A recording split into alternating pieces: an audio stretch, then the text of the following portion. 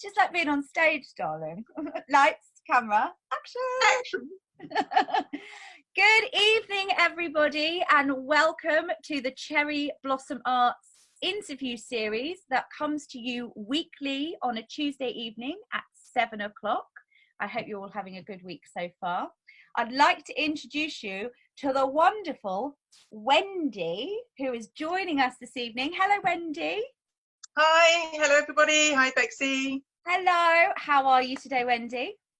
I'm very well, thank you. Wendy is joining us today, this evening, because I've invited her along because she's a drama teacher. Yay to all the drama teachers out there. Hello, guys.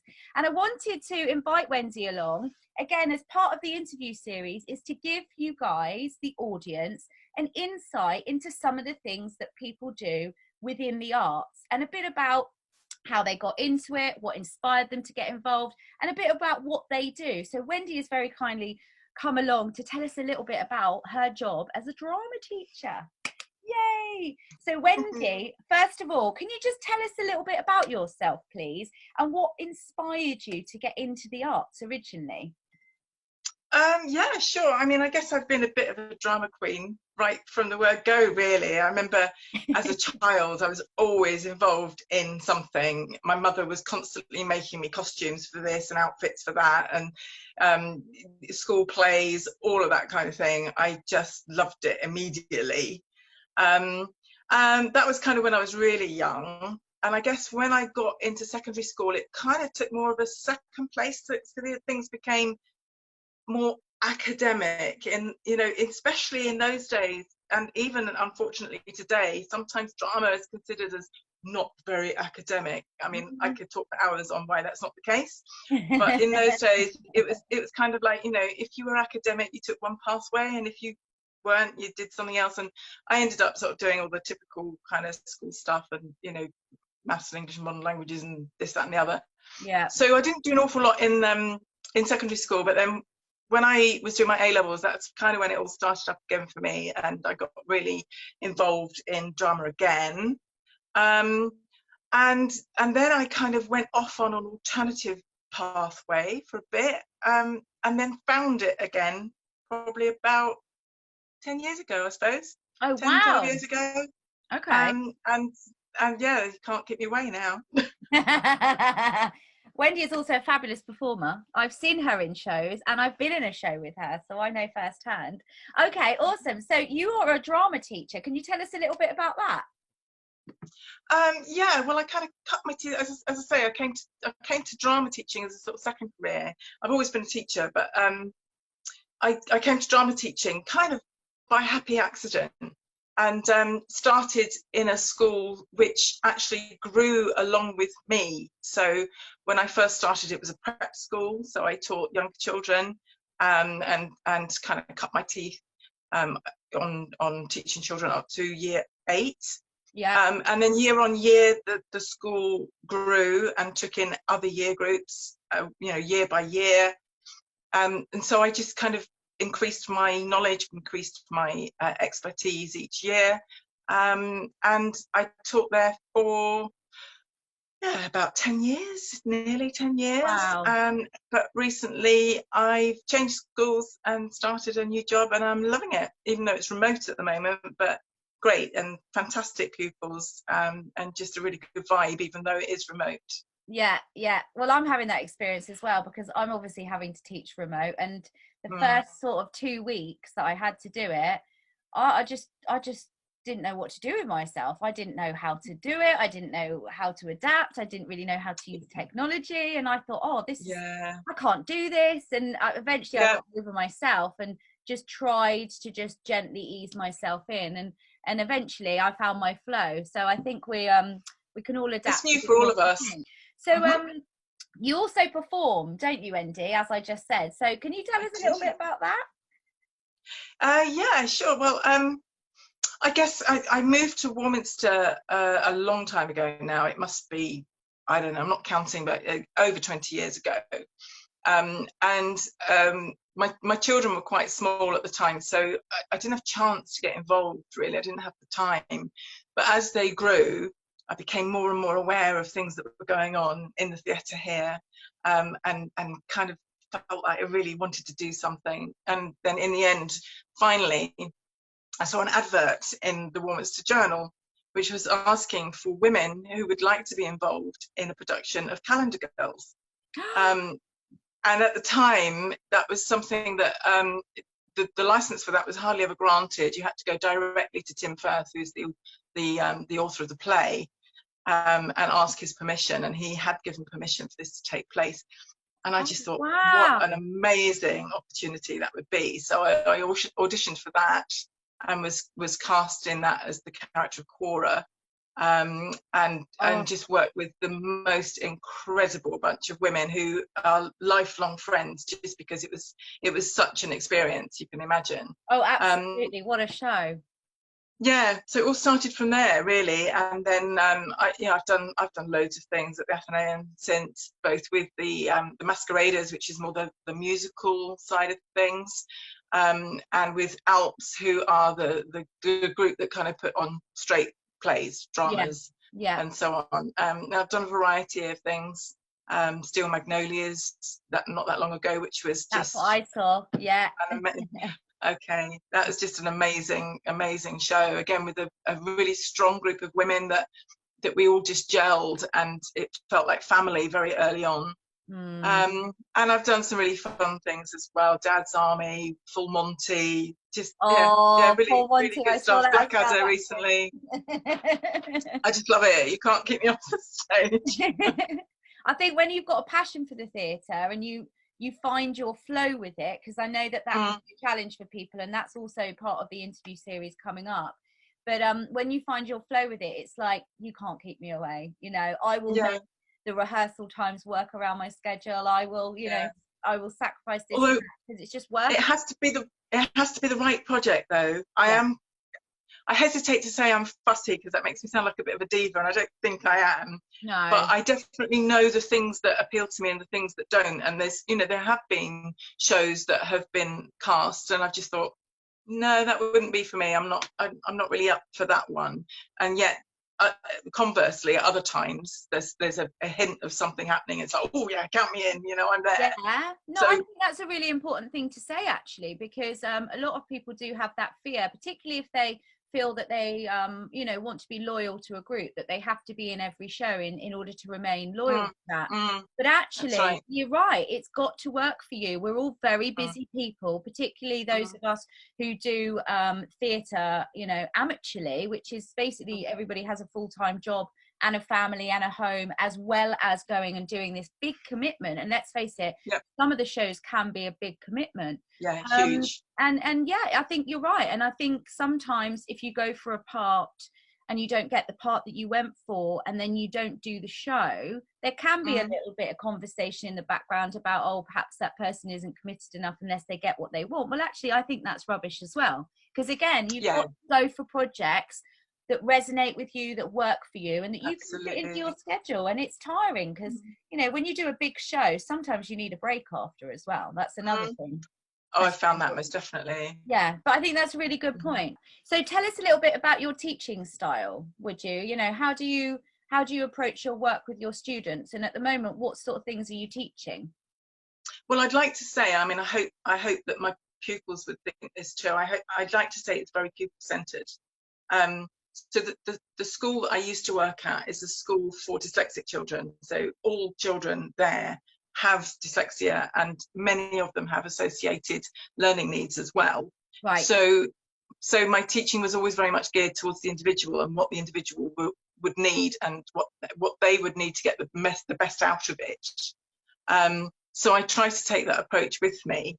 I think it would be impossible to say that I achieve that 100% of the time, but that's my aim, is to really gear what I'm doing towards the pupil and what the pupil wants, what the pupil needs. I think, you asked me in terms of my style. I think I'm quite relaxed. I think I'm quite easygoing in many respects. I mean, I won't take any nonsense, but at the same time, drama is such a form of self-expression that I really believe that children need to be comfortable and secure before they can put a toe in the water of performing. Yeah. And when I say performing, I don't necessarily mean on stage. I mean in front of their peers, in front of me as their teacher. I think you have to have a relationship first before you can expect somebody to put themselves out there, because it's a scary thing for many people. You know, many children that I've taught in the past have been extremely insecure and underconfident, and really not sure that this is something that they particularly want to do, but Yeah. many of them have come out the other side feeling very differently. Yeah. And it's fantastic when you run a school performance, for example, and you've got all of these children in their roles, in their costumes, on the stage, knowing their lines, knowing their cues, and parents come up to you afterwards and they're almost in tears, and they are saying, wow, I never ever expected to see my son doing that up there. You know, what have you done to him? Yay! And it's just fantastic, you know. And that kind of takes me back to what I was saying previously about drama being undervalued a lot of the time in the school system. It is just so vital for everybody, really, to find that level of confidence and to teach those skills that perhaps aren't so easily taught in other academic subjects. Yeah. Yeah. I love it. I'm a teacher born and bred. It's who I am, not just what I do. So what about any challenges that you've faced? Because that's always something that, you know, I don't think we talk about enough, perhaps, about some of the struggles we go through, some of the challenges we may face. Again, in the education system, have you come up against things that have annoyed you, that you think, oh, this needs to change? I think I've been relatively lucky in as much as I've taught drama in independent schools who have a little bit more freedom to go their own way. They don't always have to follow government directives. But certainly I know I have been on the receiving end of this notion that drama is not that important, really. It's just play. It's just something that keeps the children quiet for a bit. Yeah. And I think, you know, I've been very vocal about why that isn't the case, and why it needs to be treated with respect, and why it needs to be a part of the wider curriculum, and how in fact it can dovetail into so many other different subjects as well within the curriculum. Absolutely. But that shouldn't be a reason for it to not stand alone as well. Even, you know, even things like role play you can put into so many different subjects. I mean, I've taught history in the past, and the first lesson that I did with my students, they were a year 6 class, so they were quite young, but the very first lesson I dressed up, we were doing Victorian, so I dressed up as a Victorian school mum. I bought them all slates, and the first thing I did was have them lined up one by one in the playground, and I had a cane, and I would tell them to stop talking and behave as a Victorian schoolmistress, and the entire lesson was taught like that. So they had to stand up if they wanted to speak to me. They had to behave in a way that they would have behaved in that time. Oh, and that was their history lesson. And do you know, the next lesson that I taught them as myself, they said, oh miss, can't we go back to doing what we did last week? They loved it because it was so different, you know. So you can get drama into all sorts of other subjects in a very, very easy way, and it's very inclusive, you know. They loved it, I loved it, and you know, you can do that in all sorts of ways. And I bet you they remembered the Victorian lesson over anything else that you've done, you've taught them. Yeah. Yeah, they did. They've all moved on now. They would be, I'm trying to think of that year group, they'd probably be about 19, 20 now. Wow. So they've all moved on, but certainly I saw one of them a couple of years ago and he mentioned it. You know, it's like, oh, I remember when which is great. You know, that is one of the greatest rewards, honestly, when people remember what you've done and have got something from it. Yeah, absolutely. So are you in anything at the moment? I know we're all on hold, but are you in any productions right now? No, I'm not right now. The last thing I did was with you, wasn't it? Vagina Monologues that we did, which was fab. Yeah. But no, I hadn't. I'd got to that point, as you mentioned earlier. I thought, no, I need a bit of a rest now, because I'd done a couple of things quite close together. Yeah. And it is very time intensive. And you do, once it's over, although you miss it, you do kind of think, oh, hey, I've got time to do other things now. So I decided that I was going to have a break, and there weren't any things coming up that I just thought, yeah, I need to be involved in that. So no, I'm not at the moment, but I kind of wish that there was something. I'm missing my fix of the theatre and the people there. The people make it, of course. Yeah. And I'm missing all my theatre buddies. Well, if you fancy doing Thursday evening scene reads, we're actually starting Little Shop of Horrors. And then out of that, on a Thursday evening, 7:30, we were doing script reads. And then we started doing scene reads. So for the last few weeks, last night we had scenes from Disney films, and the week before we had scenes from musicals. But we've all been chatting, and we're going to start with reading Act 1 of Little Shop of Horrors. And then the week after, Act 2 of Little Shop of Horrors, and so on and so forth. But we've got about 12 people involved now in those readings, and it's just a really nice way.